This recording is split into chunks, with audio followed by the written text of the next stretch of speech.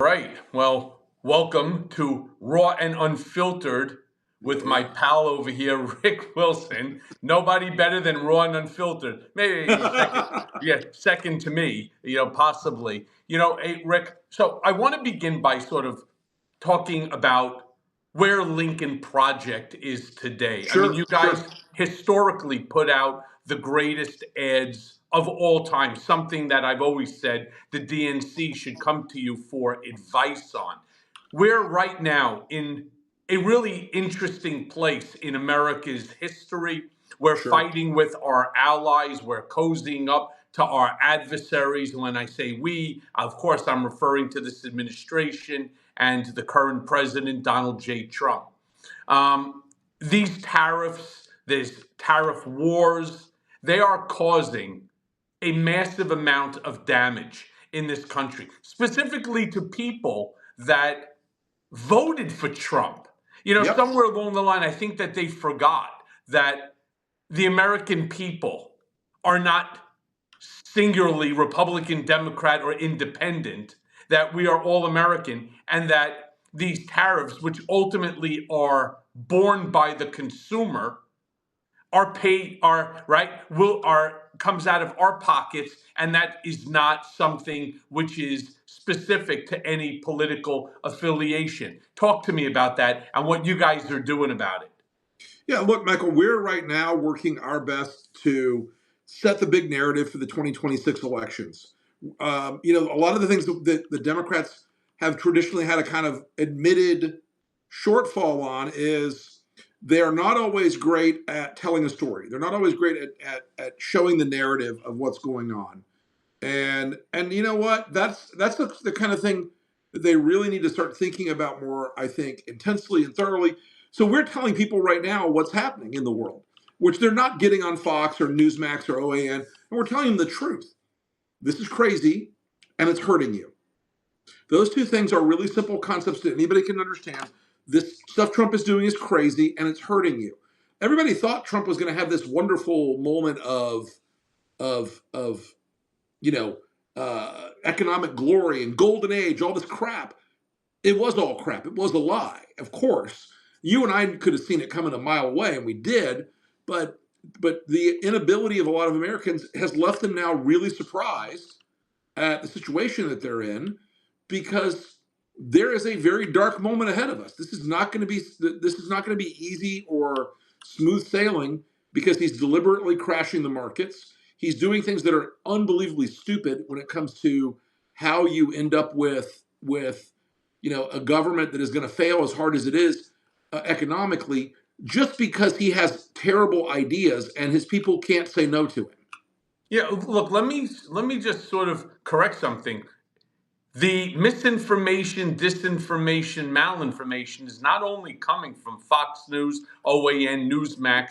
We're also beginning to see it coming from CNN and also MSNBC, cable news. We're beginning to see a shit ton of misinformation coming out of them. They allow people like Scott Jennings to God, come I on was there, just, which I was just going to and say, they allow God him to Jennings. just keep spewing his horse shit over and over and Yeah. over again. And look, I understand what it means to be Scott Jennings. I know I do it better than you do. I did it better than you did, right, for Trump in the past. I Right. understand, right? No matter what he does, no matter what he says, Jennings will never turn around and say, you know what, that's a bridge too far, Right. even for me. There's no like upper limit for people like that, or for the new girl Carolyn Levitt. They don't have an upper limit of shitty behavior. They don't have an ability to say, this is too much even for me, Donald. I can't lie for you on this, because they at this point they really can lie for him on anything. They will tell any lie he chooses, and they will never stop. They will never blink an eye and They go, "Oh, won't this is criticize. They terrible." won't even criticize and say, "Hey, look, you know what? This is a bridge too far, even for Donald to go." Or if you don't want to even blame Donald, because that's obviously the first way to get kicked out of the camp, right? So blame it on somebody else. Elon Musk is going just a tad bit too far. Now all of a sudden they're saying that The cancel culture of Democrats is so bad that they're going after poor Elon Musk and his Poor company pitiful Elon, Tesla, right? right? That they're going after him and that they're not buying his vehicles anymore. To the point that Trump himself has come out and said, to support Elon, I'm going to buy a Tesla. Let me start by calling bullshit on that, because Donald Trump will never, ever, for the rest of his life,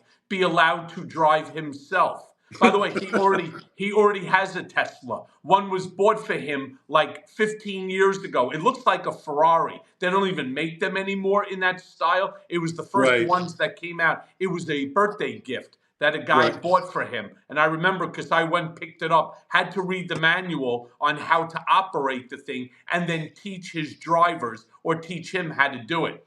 Let me say this, he's not buying it. But God forbid somebody like Sean Hannity shouldn't get into the act, or Lara Trump, right, who now has her own Fox News show, right? They're each turning around saying that they are going to buy Teslas in order to support him, because the cancel culture of Rick Wilson, the cancel culture of Lincoln Project, the cancel culture of all Democrats is wrong.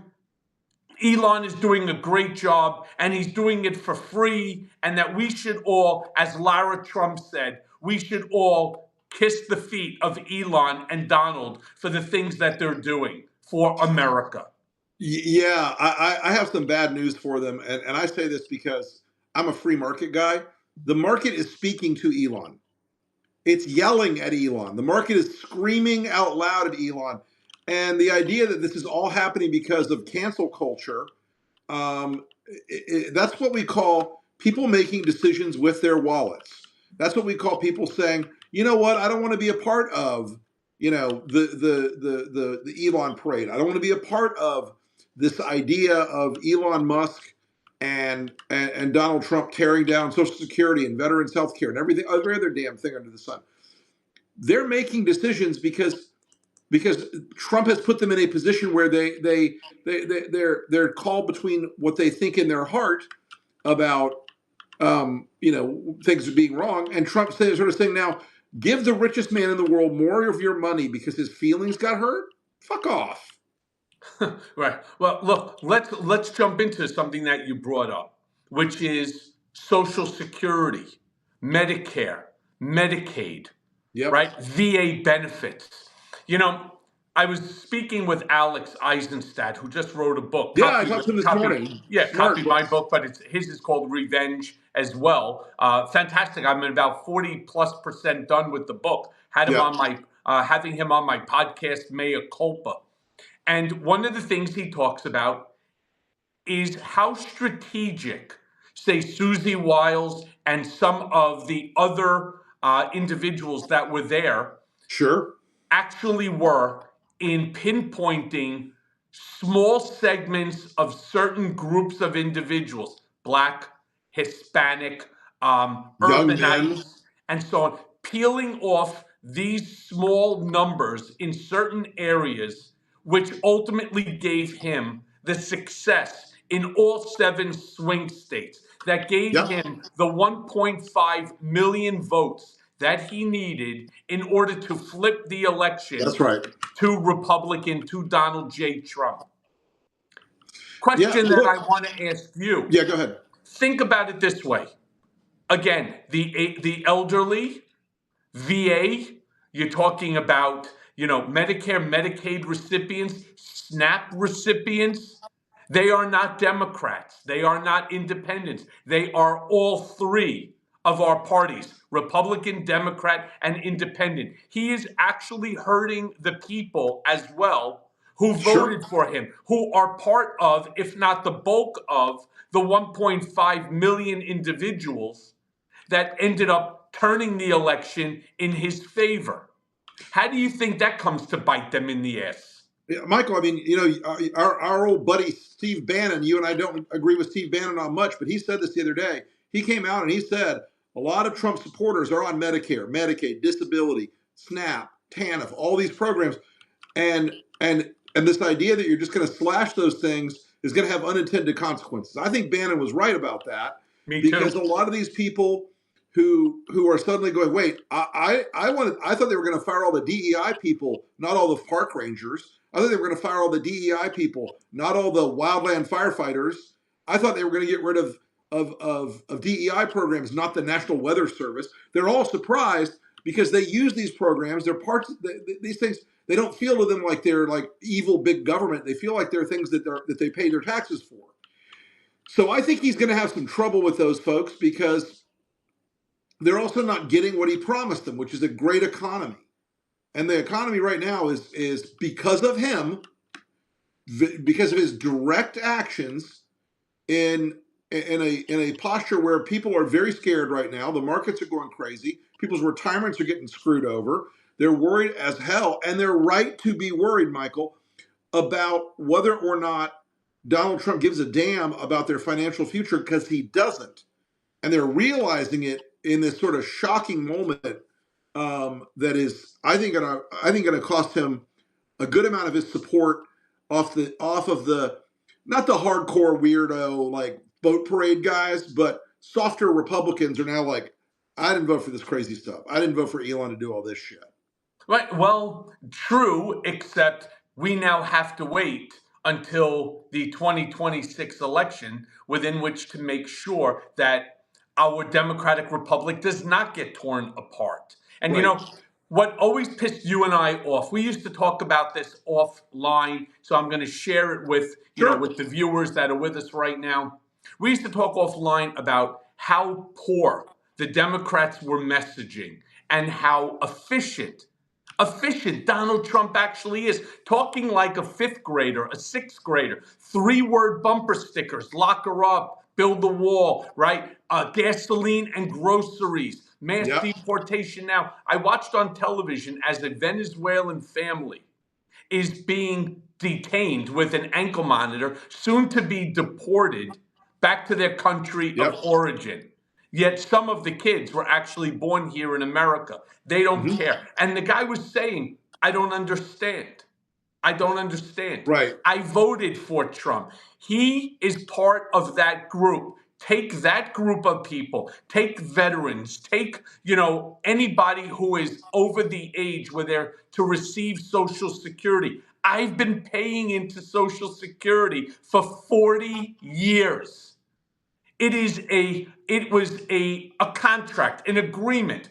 I Yep. pay you today, you give me some benefits tomorrow. What happens to the elderly, to grandma or grandpa who are living on Social Security, who are Well, the living first thing, on Michael, that happens to those people is they're going to move in with their kids or their grandkids. And it's going to dislocate millions of Americans and change the lives of millions of Americans, and not in a good way.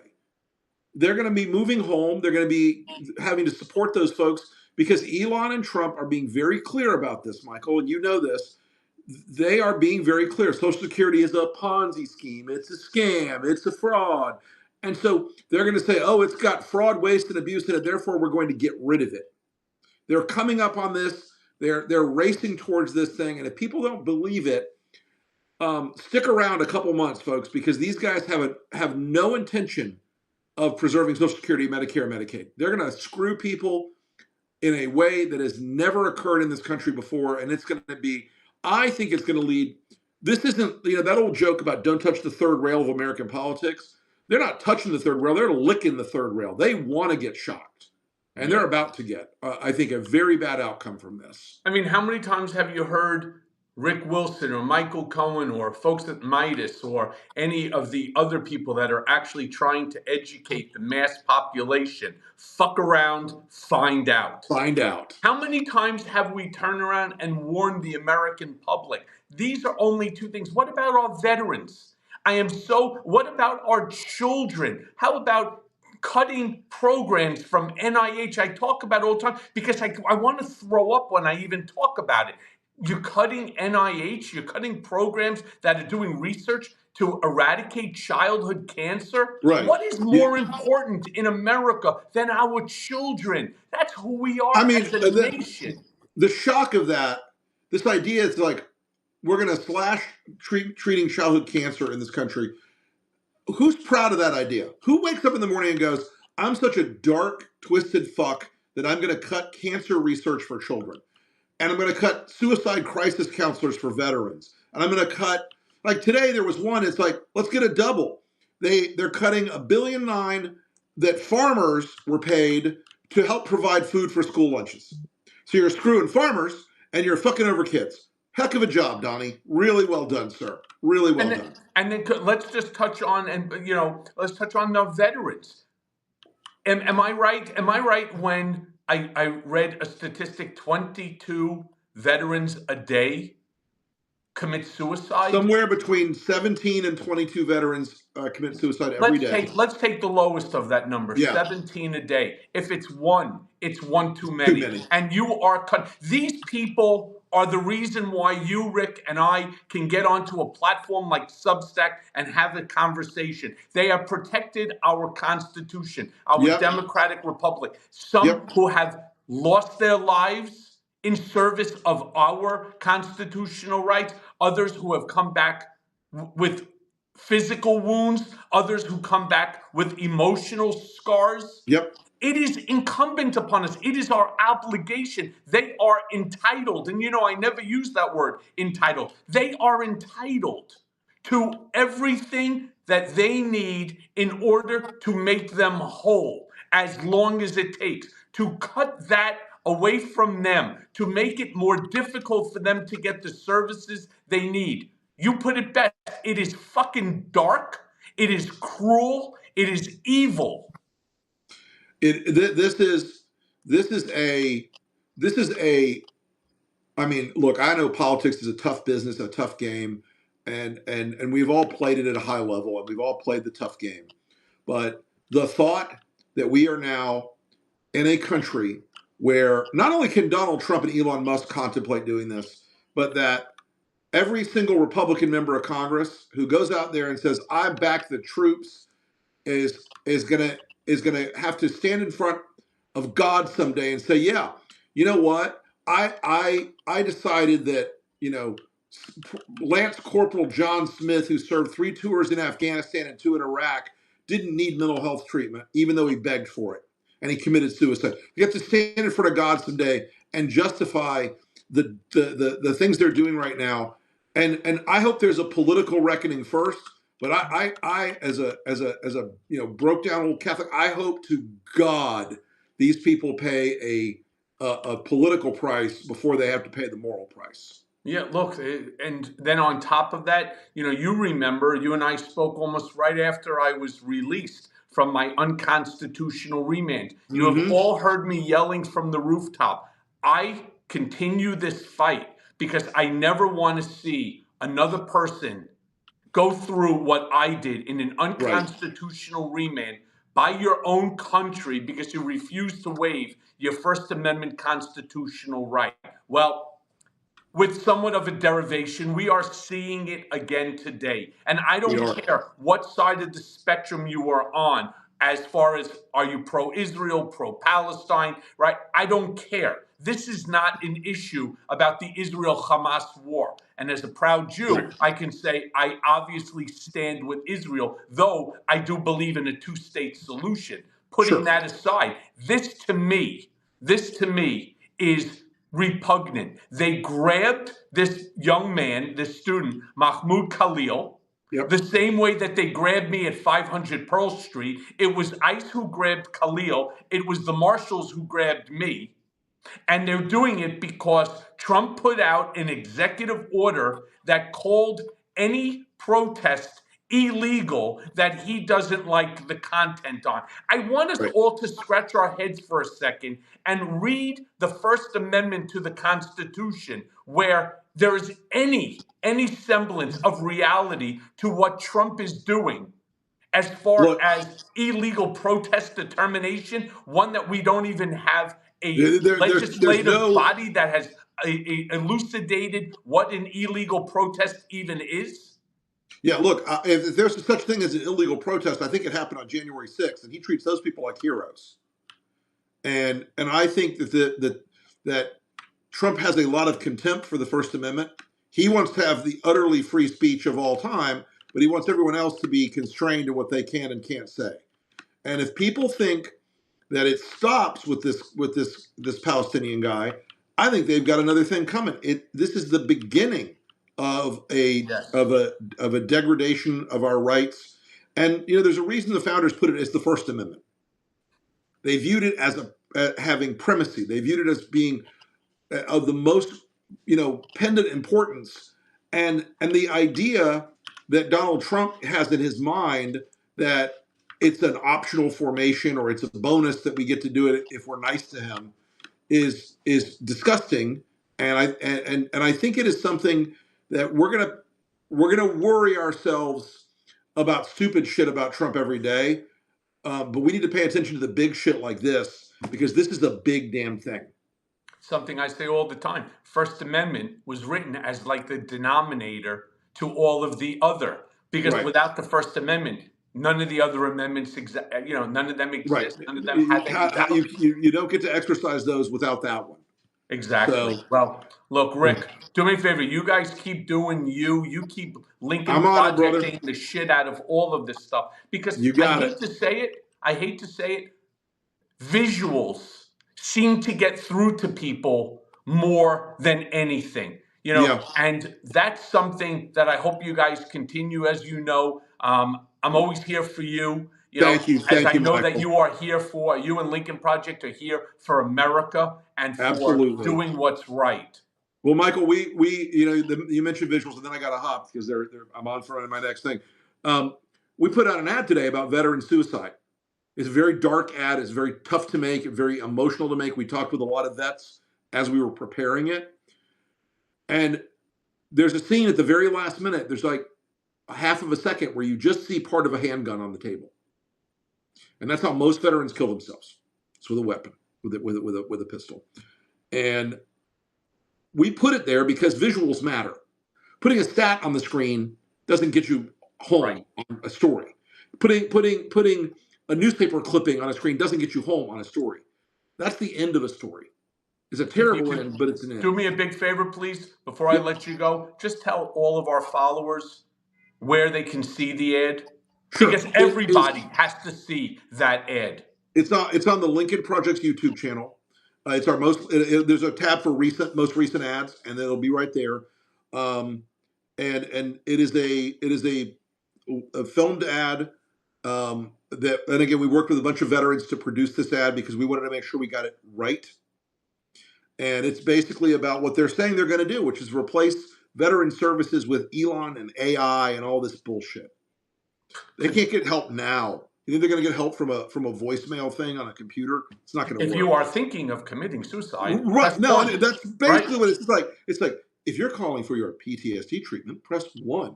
Which that's not how veterans deserve to be treated in this country. It's repugnant. So, Amen. Michael, my friend, please take that video and repost it, restack it, redo it. Make sure everybody sees it. Thank Rick. Great speaking to you, my brother. As always, my friend. I'll talk to you later. Thanks, Michael. Thank you, pal.